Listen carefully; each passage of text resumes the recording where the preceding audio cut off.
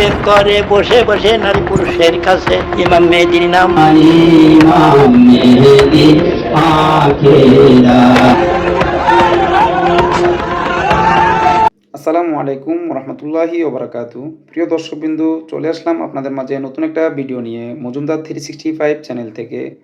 আজকে আমরা এমন একটা ঘটনা নিয়ে, এমন একটা বিষয় নিয়ে আলোচনা করব, যে বিষয়টা বাংলাদেশের মধ্যে সমালোচিত, আলোচিত, বিতর্কিত, ভাইরালকৃত এমন একটা আমরা ঘটনা নিয়ে আজকে আলোচনা করব। যিনি নাকি জীবিত থাকা অবস্থায় নিজেকে ইমাম মাহাদি হিসেবে দাবি করতেন, যিনি নিজের নামে আলাদা কালেমা রচনা করেছিলেন, এমনই অনেক ঘটনা আজকে আমরা জানতে পারবো। চলুন তার আগে আমরা ভিডিওটা দেখে আসি। ততক্ষণ পর্যন্ত আপনারা মজুমদার 365 চ্যানেলের সাথেই থাকুন। এরপরে আমরা বিস্তারিত আলোচনা করতেছি সেই নুরাল পাগলার ভাইরালকৃত, বিতর্কিত, সমালোচিত, আলোচিত কিছু ঘটনা নিয়ে। ততক্ষণ পর্যন্ত সঙ্গেই থাকুন, মজুমদার 365 চ্যানেলের সাথেই থাকুন। আমরা ফিরে আসছি ভিডিওটা দেখার পর। রাজবাড়ীর গোয়ালন্দে ইমাম মাহদি দাবিকারী নুরুল হক ওরফে নুরাল পাগলার কবর ভেঙে তার মৃতদেহ উত্তেজিত জনতা তুলে এনে পুড়িয়ে দিয়েছে। শুক্রবার দুপুরে জুমার নামাজের পর গোয়ালন্দ পৌরসভার ৫ নং ওয়ার্ডের জুরান মোল্লাপাড়া এলাকায় এ ঘটনা ঘটে বলে গোয়ালন্দ উপজেলা নির্বাহী কর্মকর্তা নাহিদুর রহমান জানান। নুরা পাগলা, সে নিজেকে ইমাম মাহদি দাবি করত এবং নিজের ভক্তকুলের জন্য আলাদা কালেমা লা ইলাহা ইল্লাল্লাহ মাহদি রাসূলুল্লাহ আবিষ্কার করেছিল। সুস্থ থাকাকালে নুরুল পাগলা নিজেই ১২ ফুট উঁচু বেদি তৈরি করেন। তার নিজের কবরকে কাবার আদলে নির্মাণ করেছিল। কবরের উপর সাইনবোর্ডে লেখা ছিল ইমাম মাহদির কবর। এমনকি সে পবিত্র আল কুরআনকে ভোজপাতা বা মূল্যহীন বলে অপমান করত। স্থানীয় সূত্রে জানা যায়, ৮০-র দশকে নিজ বাড়িতে দরবার শরীফ গড়ে তোলেন নুরাল পাগলা। তিনি নিজেকে ইমাম মাহদি দাবি করেন, নতুন কালিমা আবিষ্কার করেন এবং কুরআনকে অবমাননা করার মতো কাজ করেন বলে অভিযোগ রয়েছে। এসব কর্মকাণ্ডে বহু বছর ধরে এলাকায় বিতর্কিত হয়ে ওঠেন তিনি। ইমাম মেহেদী সোনারি বাংলায়। জানা যায়, কথিত দরবার শরীফ খুলে সাধারণ জনগণকে ঈসা নবীর উম্মত হওয়ার দীক্ষা দেওয়ার আড়ালে খ্রিস্টান বানিয়ে সামাজিক যোগাযোগ মাধ্যমে আলোচনায় এসেছিল নুরা পাগলার ছেলে মেহেদী নূর তারেজ। এরপর থেকে ঢাকায় বসে ঈসা আলাইহিস সালামের ধর্মের নামে কার্যক্রম চালাচ্ছিলেন তিনি। তার বাবার নামে দরবার শরীফ বানিয়ে মানুষকে ভক্ত অনুসারীও বানাচ্ছিলেন।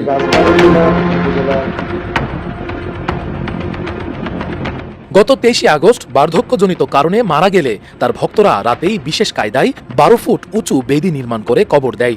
এই কবর কাবার আদলে সাজানো হয় এবং সামনে বোর্ড টানানো হয় ইমাম মাহদির কবর শিরোনামে। এই ঘটনায় স্থানীয় মুসল্লি ও আলেম সমাজ তীব্র ক্ষোভ প্রকাশ করে। উত্তেজনা প্রশমনে প্রশাসনের সাথে একাধিকবার আলোচনায় বসে। সে নিজেকে ইমাম মেহেদী দাবি করে, বেঁচে থাকা অবস্থায় কলেমা বিকৃত করেছে, এখনো তার অনুসারী কলেমা বিকৃত করে থাকে। তারা বলে লা ইলাহা ইল্লাল্লাহ ইমাম মেহেদী রাসূলুল্লাহ, বলে নাউযুবিল্লাহ। আযানের বাক্য পরিবর্তন করে প্রবর্তিত আযান প্রচার করত। সে আযানে বলতো আশহাদু আন্না ইমাম মেহেদী রাসূলুল্লাহ। ৪র্থ নম্বর হলো মহাগ্রন্থ আল কোরআনকে সে বলতো ভোজ পাতা। সে কোরআন হাতে নিয়ে বলে কোরআন তো ভোজ পাতা, এই বলে কোরআনকে সে ছুঁড়ে নিক্ষেপ করে দিল। সে পায়ের তলে পদদলিত করলো। সে তার অনুসারীরা নামাজ পড়ে না এবং যারাও বা নামাজ পড়ে পূর্ব দিকে ফিরে নামাজ পড়ে। তার দরবারে দরুদ শরীফকে বিকৃত করে এই ইমাম মেহেদী, তথাকথিত ভণ্ড ইমাম মেহেদী, তার নামে দরুদ পড়া হতো।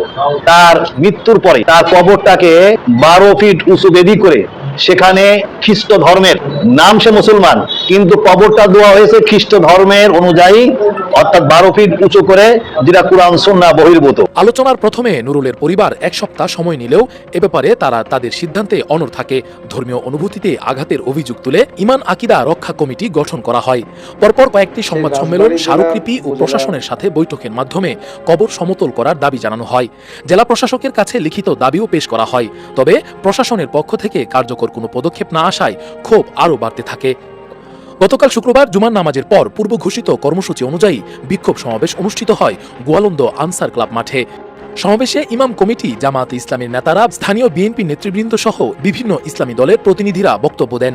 বক্তারা বলেন, কাবার অনুকরণে কবর নির্মাণ ইসলাম বিরোধী, তাই প্রশাসনকে দ্রুত ব্যবস্থা নিতে হবে। সমাবেশ শেষে বিক্ষোভকারীরা দরবারের দিকে অগ্রসর হতে চাইলে আইন শৃঙ্খলা রক্ষাকারী বাহিনী বাধা দেয়।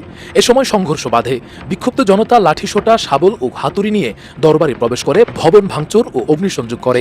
এক পর্যায়ে তারা নুরাল পাগলার কবর খুঁড়ে লাশ উত্তোলন করে পদ্মার মোড়ে নিয়ে আগুনে পুড়িয়ে দেয়। এই ঘটনায় তাৎক্ষণিক সামাজিক যোগাযোগ মাধ্যমে আলোচনা সমালোচনা তৈরি হয়। এ বিষয়ে হেফাজতে ইসলাম বাংলাদেশের যুগ্ম মহাসচিব, দেশের প্রখ্যাত আলেম শাইখ হারুন ইজহারের সাথে কথা বলে ফেস দ্য পিপল তিনি বলেন, কেন্দ্রিক যে শিরকের চেতনার যে চর্চা হচ্ছিল, আমরা এটার বিরোধিতা করি। ঘোর বিরোধিতা করি এবং সাধারণ জনতার এটার বিরোধিতা করার অধিকার আছে, এটা প্রতিবাদ করার অধিকার আছে, এই শিরককে প্রতিবাদের অধিকার আছে। তবে সেটা থেকে জোর খাটানো হয়েছে, যে ত্রাস সৃষ্টি করা হয়েছে, যে অধিকার লঙ্ঘন করেছে, আমরা আবার সেটার বিরোধিতা করি। আমরা আবার এই কথা বলতে হবে, শিরকের সাথে কোনো কম্প্রোমাইজ থাকবে না। যেমন একটা দেশ বলতে দেশের ব্যাপারে যেমন কথা আসে, একটা দেশের বিশ্ব একটা স্বাধীনতার কথা আসে, দেশের একটা মানবিক অধিকারের কথা আসে, মানবের কথা আসে, জাতীয়বাদী পার্সপেক্টিভ থেকে।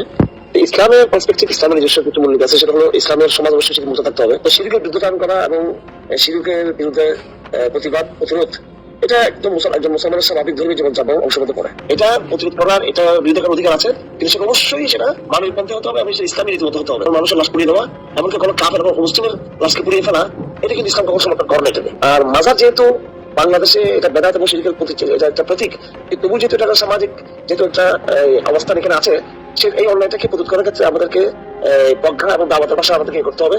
আমরা যদি মাজারগুলো যদি অ্যাটাক শুরু করি, আক্রমণ শুরু করি, এটার দ্বারা মানুষের সেটা একটা প্রতিরোধ হয়ে যাবে। যেহেতু মানুষের মধ্যে অনেকের মধ্যে মাজারকে দিয়ে একটা চেতনা যেহেতু আছে, সেটা অবশ্যই ভুল।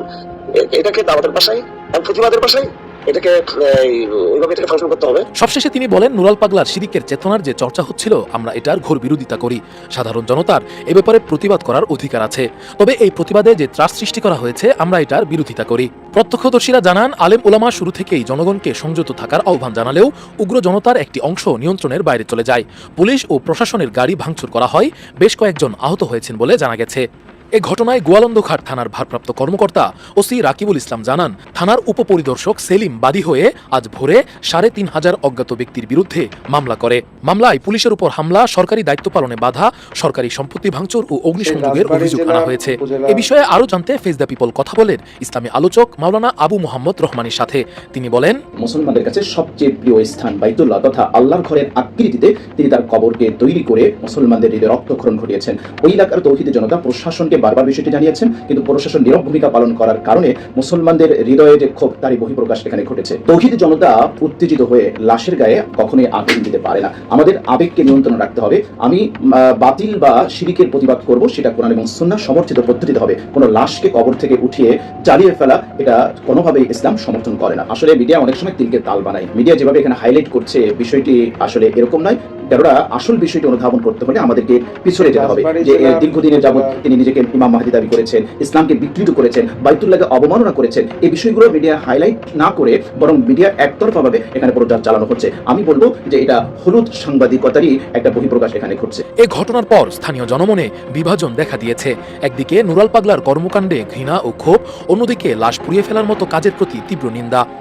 পর্যবেক্ষকরা বলছেন, এই ঘটনার মূল দায় প্রশাসনের গাফিলতির। জনগণ ও আলেম সমাজ আগে থেকেই দাবি জানালেও তা আমলে নেওয়া হয়নি, ফলে উত্তেজনা দমন না হয়ে বিস্ফোরিত হয়েছে।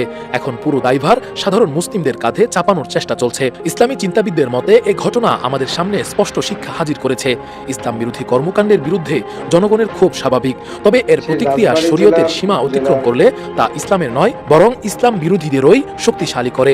রাজবাড়ির এই ঘটনার পর প্রশাসন, রাজনৈতিক দল ও সমাজের নেতৃবৃন্দকে নতুন করে ভাবতে হবে কিভাবে শরীয়তের সীমারেখার ভেতর থেকে সমস্যার সমাধান করা যায়, যাতে আবারও এমন ভয়াবহ ঘটনা না ঘটে। রাকিবুল ইসলাম রইস, ফেস দ্য পিপল। সেই গোয়ালন্দ উপজেলার নুরুল হক রূপে নুরা পাগলা, যিনি নাকি জীবিত থাকা অবস্থায় নিজেকে ইমাম মাহাদি হিসেবে দাবি করতেন, সে 1980 দশকের দিকে তার মাজার শরীফ গঠন করেছিলেন, যেখানে তার অনুসারীরা এসে জমায়েত হতো, ভিড় জমা করত, যেখানে তিনি তার ভক্তবৃন্দদেরকে নতুন কালিমার শিক্ষা দিতেন। যিনি সুস্থ থাকা অবস্থায় তার কবরকে 12 ফুট লম্বা উঁচু করিয়েছিলেন, কাবার আদলে নির্মাণ করেছিলেন। যিনি কোরআন শরীফকে, মহাগ্রন্থ, ইসলামের আমাদের মুসলমানদের মহাগ্রন্থ আল কোরআনকে যিনি নাকি ভোজপাতা নামে অবমূল্যায়ন করতেন। তিনার আরও অনেক বিতর্কিত ঘটনা, যেগুলো নিয়ে উৎসুক জনতা তার কবরকে শুক্রবার জুমার নামাজের পর তার কবর থেকে তার লাশ উঠিয়ে জ্বালিয়ে দেওয়া হয়েছিল। ঘটনা নিয়ে স্থানীয়দের মাঝে অনেক সমালোচনা, আলোচনা সৃষ্টি হয়েছে। কেউ বলছেন নুরুল হক নুরা পাগলার কবর থেকে লাশ উঠিয়ে পুড়িয়ে দেওয়া ঠিক হয়নি, ইসলাম এটা সমর্থনও করে না। আবার কেউ বলছেন উনি জীবিত থাকা অবস্থায় অনেক কাজ করছেন, যার জন্য এই ফল তার ভোগ করতে হলো। আসলে ইসলাম এই সমস্ত কাজ কখনো সমর্থন করে না, এটা করাও ঠিক হয় নাই। উৎসুক জনতা মনে করতেছে যে এখানে প্রশাসনের গাফলতির কারণে এই সমস্ত কিছু প্রতিফলন ঘটেছে। আমরা আশা করব ভবিষ্যতে যাতে বাংলাদেশে এমন কোনো ঘটনা দ্বিতীয়বার আর না ঘটুক। মানুষ ভুল করলে ভুলের প্রায়শ্চিত্ত সে দিতেই হবে, এটাই সত্যি। কিন্তু লাশ উঠিয়ে জ্বালিয়ে দেওয়া এটা কোনো মুসলমানদের কাজ হতে পারে না। মানুষের মনে ক্ষোভ ঘৃণা থেকে এই কাজ করেছে। আমরা আশা করব সামনে থেকে যাতে এমন কাজ কোনো ব্যক্তি আর না করে, এবং কি কোনো ব্যক্তি যাতে জীবিত থাকা অবস্থায় মানুষের সুস্থ মস্তিষ্কে যাতে ইসলাম ধর্মর অবমাননা অবমূল্যায়ন হোক এমন কর্মকাণ্ড যাতে আমাদের মাঝে প্রতিফলন না ঘটে, সেজন্য আমরা সজাগ দৃষ্টি রাখবো। আজকের মতো মজুমদার 365 চ্যানেলের ভিডিও এখানে সমাপ্তি ঘোষণা করছি। আমাদের সঙ্গে থাকুন, পরবর্তী ভিডিও পেতে আমাদের চ্যানেলটি সাবস্ক্রাইব করে রাখুন।